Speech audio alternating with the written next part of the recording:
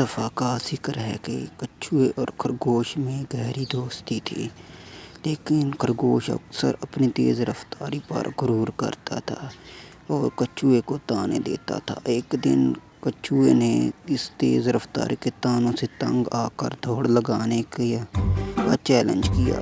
خرگوش نے قبول کر لیا۔ دوڑ شروع ہو گئی۔